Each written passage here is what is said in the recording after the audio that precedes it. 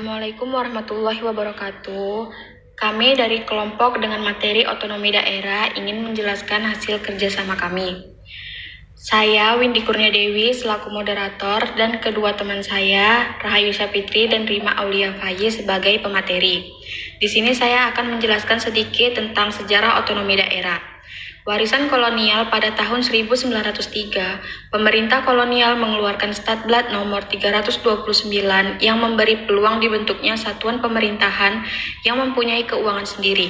Kemudian Statblad ini diperkuat dengan Statblad nomor 137 tahun 1905 dan Statblad nomor 181 tahun 1905. Pada tahun 1922, pemerintah kolonial mengeluarkan sebuah undang-undang Statblad nomor 216 tahun 1922. Dalam ketentuan ini dibentuk sejumlah provinsi, Regentschaft, Stadtgemeente, dan Grootgemeenschap yang semuanya menggantikan Local Resort.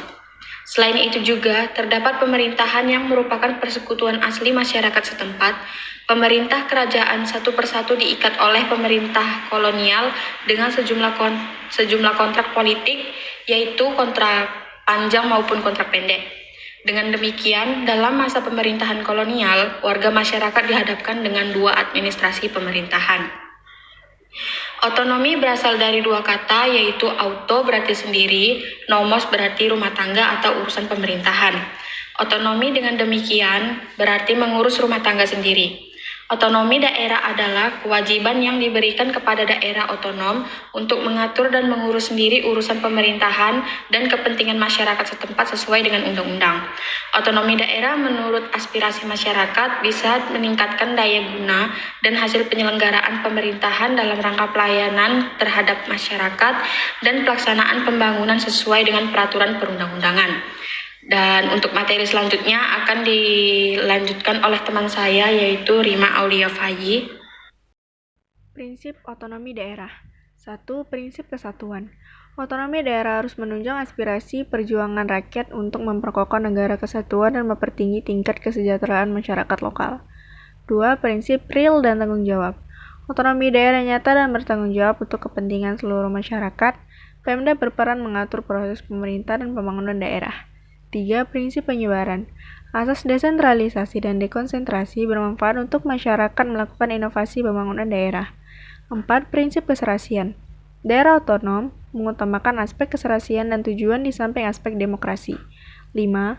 Prinsip pemberdayaan. Tujuan otonomi daerah adalah bisa meningkatkan daya guna dan hasil guna penyelenggaraan pemerintah di daerah, utamanya dalam aspek pelayanan dan pembangunan masyarakat. Selain itu, dapat meningkatkan pembinaan kestabilan dan kesatuan bangsa. Landasan hukum otonomi daerah di Indonesia. 1. Undang-Undang Dasar. Acuan hukum otonomi daerah terdapat pada pasal UUD 1945, pasal 18 UUD ayat 1 dan 2, menyebutkan negara kesatuan Republik Indonesia dibagi atas provinsi, kabupaten, dan kota yang mengatur dan mengurus sendiri urusan pemerintah menurut asas otonomi dan tugas pembantuan. 2. Ketetapan MPR RI. Tetap MPR RI No. 15 MPR 1998 menjelaskan penyelenggaraan otonomi daerah antara lain pengaturan, pembagian dan pemanfaatan sumber daya nasional yang berkeadilan, serta perimbangan keuangan pusat dan daerah dalam rangka negara kesatuan Republik Indonesia. Selanjutnya dibacakan oleh teman saya yaitu Rahayu Syafitri. Yang ketiga yaitu undang-undang atau UU. Ada dua UU yang mengatur, yaitu Undang-Undang Nomor 12 Tahun 2008 tentang perubahan kedua atas Undang-Undang Nomor 32 Tahun 2004 tentang pemerintahan daerah. Pada prinsipnya, penyelenggaraan pemerintah daerah mengutamakan pelaksanaan asas desentralisasi.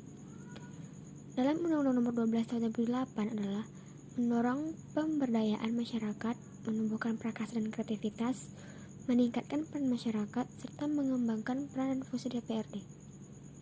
Kesimpulan, otonomi berasal dari dua kata, yaitu auto berarti sendiri, nomos berarti rumah tangga atau urusan pemerintahan. Otonomi dengan demikian berarti mengurus rumah tangga sendiri dengan mendampingkan kata ekonomi dengan kata daerah. Maka istilah mengurus rumah tangga sendiri mengandung makna memperoleh kekuasaan dari pusat dan mengatur atau menyelenggarakan rumah tangga pemerintahan daerah sendiri.